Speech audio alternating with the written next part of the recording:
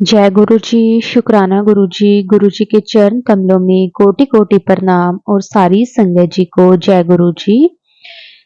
संगत जी, गुरु जी हमें जीने का ढंग सिखाते हैं। जो जिंदगी होती है उसके हर रंग हमें जिंदगी दिखाती है।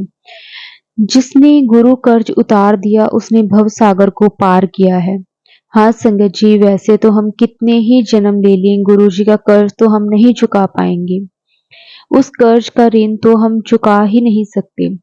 गुरुजी पर पूर्ण श्रद्धा रखकर, गुरुजी का संपूर्ण विश्वास रखकर और रोज सत्संग सुनकर और मात्र ऐसे करने से ही हम गुरुजी के और करीब चले जाते हैं। हम उनसे कनेक्ट हो जाते हैं। जो हमारी कनेक्टिविटी है वो हम बना पाते हैं, जिससे गुरुजी समय आपका मार्गदर्शन किसी न किसी रूप में करते हैं। संगत जी, ये पूरी तरह से सच है। आज के सत्संग में भी संगत जी गुरु जी से डायरेक्ट कनेक्शन किस तरह से हम बना सकते हैं। और संगत जी, गुरु जी हर सत्संग में हमें बताते हैं कि किस तरह से आप डायरेक्ट कनेक्शन में से बना सकते हो। और संगत जी, आज के सत्संग में भी यही चीज बताई गई है। और उनके ऊपर जो भी हमारे ऊपर विपदा आती है वो गुरु जी कैसे दूर कर देते हैं। खुद समय गुरु जी अपने ऊपर ले लेते हैं। संगत जी, सत्संग को पूरा जरूर सुने, अंत तक सुने। बहुत ही प्यारा और बहुत ही खास सत्संग है आज का सत्संग। संगत जी, हमारे साथ गुरु जी की बहुत प्यारी बेटी द्वारा शेयर किया गया है। संगत जी, सत्संग को शुरू से हमेशा गुरु जी कहते हैं शुरू करो। तो संगत जी, मैं 95 से गुरु जी की भक्त थी और मुझे कई बार गुरु जी के दर्शन करने का सौभाग्य प्राप्त हुआ। मैं गुरु जी के साथ आध्यात्मिक दृष्टि से संबंध तक जोड़ पाई। जब मेरी जिंदगी में संकट आया, मैं उस समय जर्मनी में अपने परिवार के साथ रह रही थी और गुरुजी अपने भौतिक शरीर का त्याग कर चुके थे। और गुरुजी को अपना भौतिक शरीर का त्याग किए हुए 7 साल हो चुके थे। संगत जी, अक्टूबर 2013 में गुरुजी ने मुझे अपने सपने में दर्शन दिए और कहा कि बुरा समय आने वाला है। गुरुजी ने मुझे बुरे समय से निकलने का उपचार भी बताया। मैंने वह 5 दिन तक किया, ये सोचकर छोड़ दिया कि ये एक सपना ही तो है। मैं गुरुजी पे विश्वास की कमी के परिणाम तो सामने आने ही थे। संगत जी, जून 2014 में मुझे एक अजीब सा सपना आया था। बिल्कुल सच लग रहा था। भविष्य में ये स्पष्ट हो गया कि यह भविष्यवाणी थी। मैं बहुत गहरी नींद में थी जब अचानक मेरे सीधे कान की तरफ किसी ने धीरे से कहा, तेरी बहुत जल्दी मौत होने वाली है। मैंने अपनी लेफ्ट साइड की ओर देखा तो गुरुजी वहां काले चोले में खड़े थे और मेरी तरफ चुपचाप गंभीर मुद्रा में देख रहे थे। मैं डर कर उठ गई। मैंने अपनी माँ और भाभी, जो गुरुजी के भक्त हैं, जो कि इंडिया में ही रहते हैं, उन्हें फोन किया। उन्होंने मुझे आश्वासना दिया कि गुरु जी की उपस्थिति ही है इस बात का प्रतीक है कि कुछ भी बुरा नहीं होगा।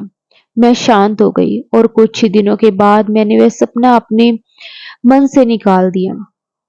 उसके बाद संगत जी, 1 महीना गुजर गया। 2015 में मेरी राइट चेस्ट में एक छोटी सी गांठ बन गई। एक गांठ जैसा फील होने लगा। ये अचानक एक ही रात में हुआ। उसके बाद संगत जी, मैंने अल्ट्रासाउंड करवाया और उससे पता चला कि ये पानी की गांठ के समान है, परंतु इस गांठ के नीचे कुछ था जो साफ दिखाई दे रहा था। डॉक्टर ने मुझे मैमोग्राफी करने को बोला, जिससे पता चला कि ये जो गांठ है उसके निचले हिस्से में कुछ नया विकास हो रहा है, कुछ नया बन रहा है।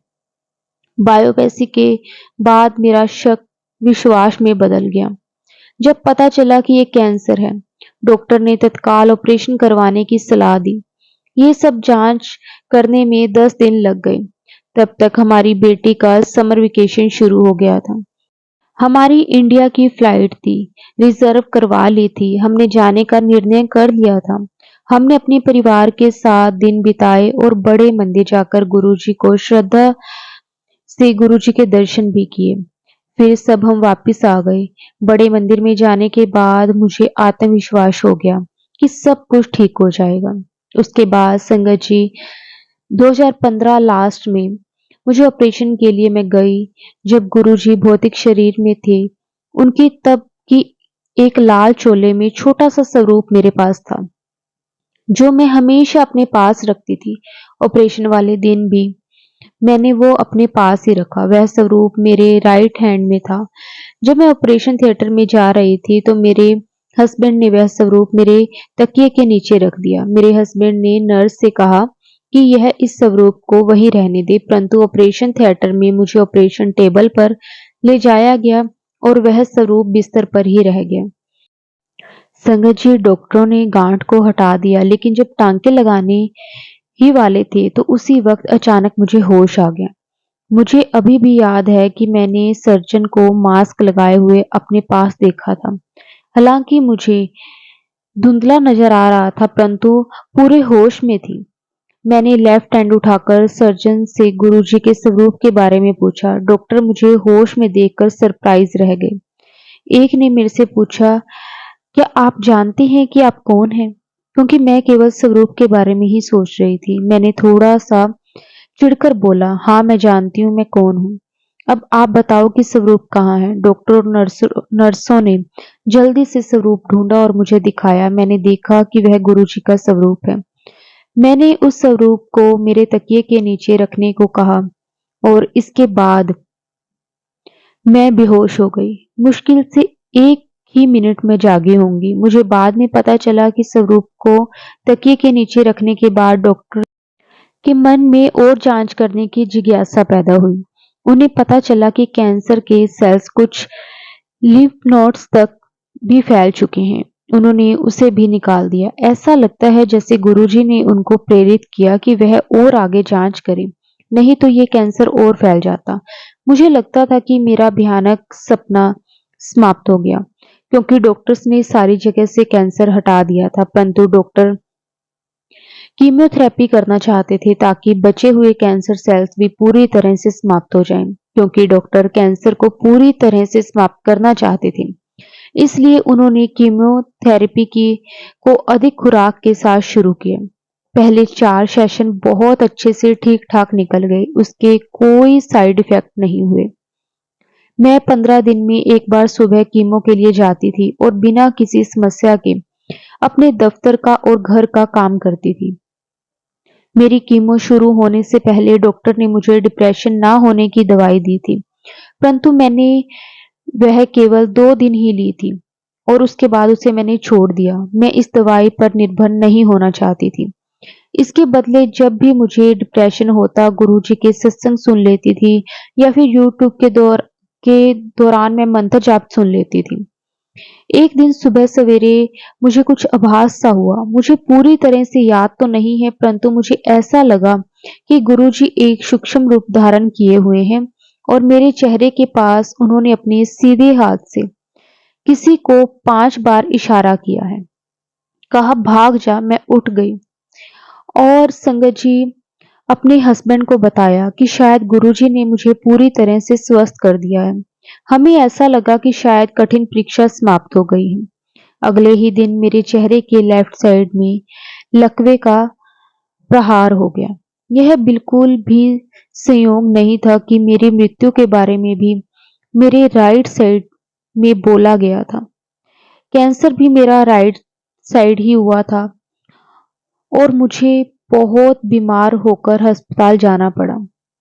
इस बार लकवे के कारण मैं हॉस्पिटल में थी। मुझे अपना संतुलन रखने में बहुत कठिनाई हो रही थी। ना तो मैं चल पा रही थी और ना ही मुझे स्पर्श दिखाई दे रहा था। इस कारण मुझे व्हील चेयर पर रहना पड़ा, नहीं तो मुझे बिस्तर पर ही लेटे रहना पड़ता। मैं जीवित रहने के लिए संघर्ष कर रही थी और आशा खो रही थी कि 7 दिन के बाद हॉस्पिटल से छुट्टी मिली और कहा गया कि मैं अपनी इस गिरती हालत के बावजूद बाकी की कीमोथेरेपी के 4 सेशन पूरे करूं। मेरी इसी हालत में, जबकि मेरे सिर में सूजन थी और मेरी दृष्टि भी थोड़ी सी सीमित हो गई थी, मैं व्हील चेयर पर होने के बावजूद मुझे कभी भी सिर दर्द नहीं हुआ। मेरा अनुभव बाकी भक्तों की आस्था के लिखे हुए को साबित करता है कि गुरुजी 90% बुरे कर्मों को अपने ऊपर ले लेते हैं, बल्कि हमें 10% ही भोगने पड़ते हैं। दूसरे शब्दों में आप लगभग बुरे कर्मों के फल से मुक्त हो जाते हैं। मैं इंडिया में अपने परिवार से मैंने कांटेक्ट किया और उन्हें गुरुजी का आशीर्वाद वाला लोटा भेजने के लिए कहा। गुरुजी के एक भक्त ने मुझे वह भेजा और उन्होंने एक गुरुजी का मुस्कुराता हुआ स्वरूप भी मुझे भेजा, जिसमें गुरुजी दूधिया रंग का चोला पहने हुए थे। मैंने यह स्वरूप बड़े मंदिर में भी देखा था। जिन्होंने मुझे भेजा था वो अभी 20 साल के ही थे और उसे भी ट्यूमर हुआ था।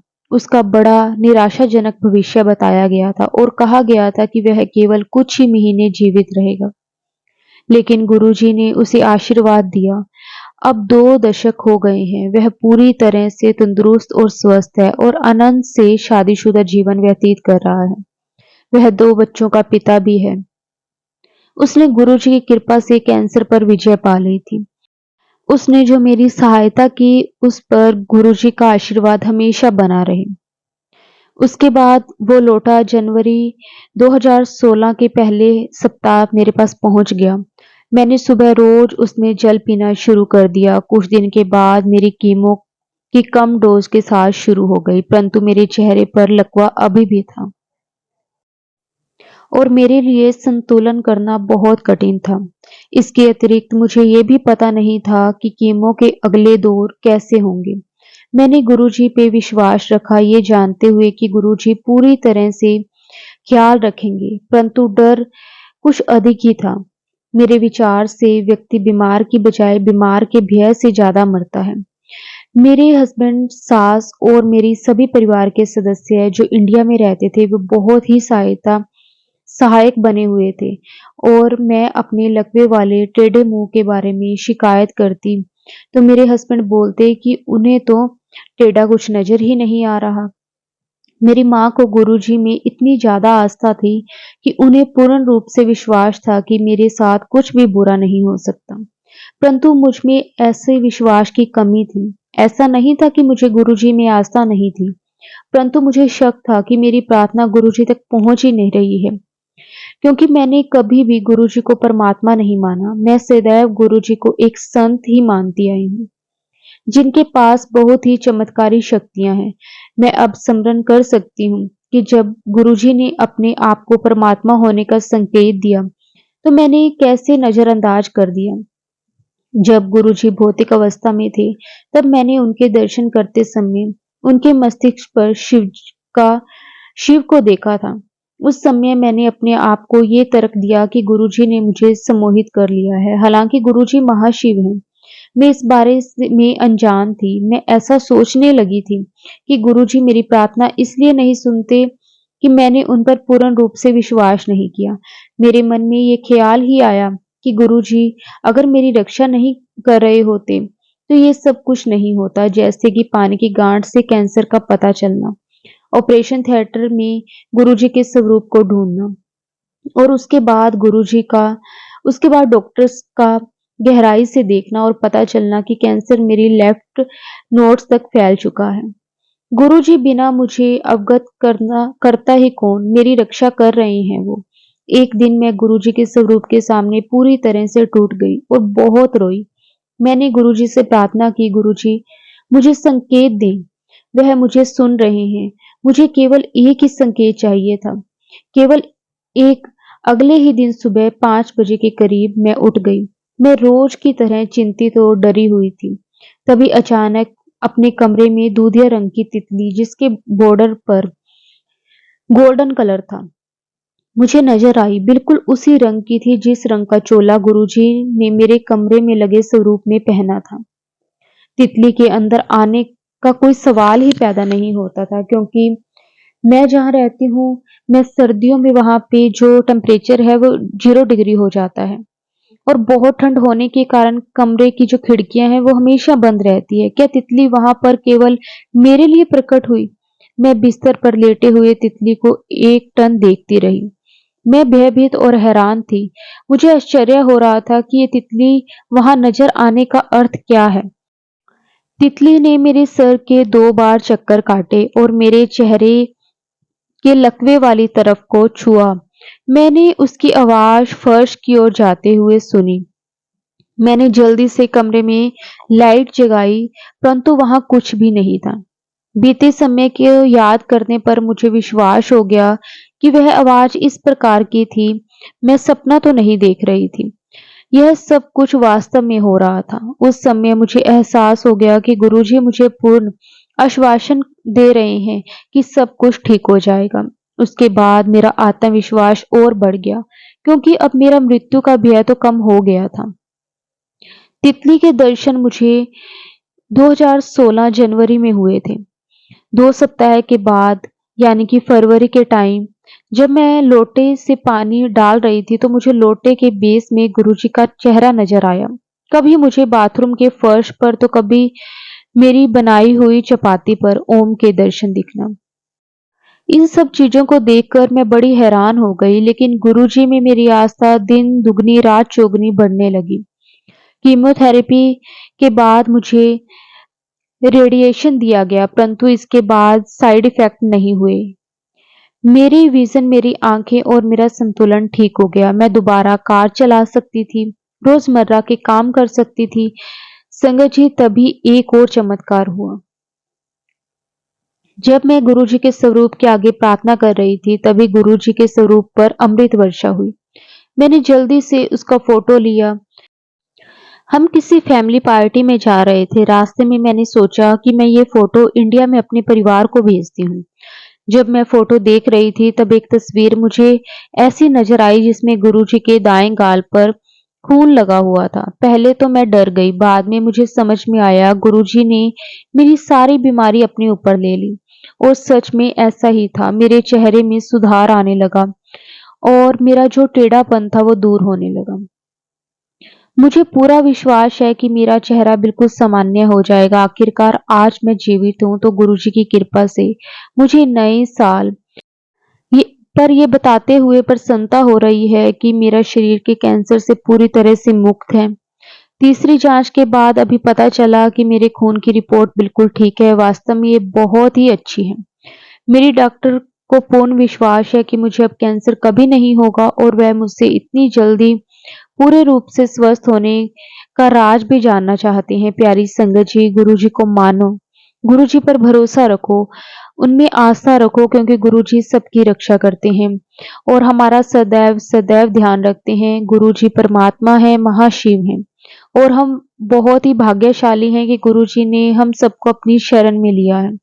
मैं गुरुजी के बगैर अपनी जिंदगी की कल्पना ही नहीं कर सकती। जब मैं पीछे अपने गुजरे हुए कठिन समय को देखती हूँ, तो गुरुजी को मुझे इससे निकालने के लिए धन्यवाद करती हूँ। गुरुजी ने मुझे न केवल अधिक आशीर्वादी, अधिक निडर और प्रसन्नचित्त किया है, बल्कि मुझे यह एहसास भी हुआ है कि गुरुजी वास्तव में है कौन। संगत जी, गुरुजी हम सब पर अपना आशीर्वाद हमेशा हमेशा ऐसे ही बनाकर रखें। शुक्राना गुरुजी, आपका अनंतम अनंतम शुक्राना गुरुजी। लख लख वार शुक्राना मेरे मालिक, लख लख वार शुक्राना। ओम नमः शिवाय, शिवजी सदा सहाय। ओम नमः शिवाय, गुरुजी सदा सहाय। जय गुरुजी, शुक्राना गुरुजी, अनंतम अनंतम शुक्राना गुरुजी।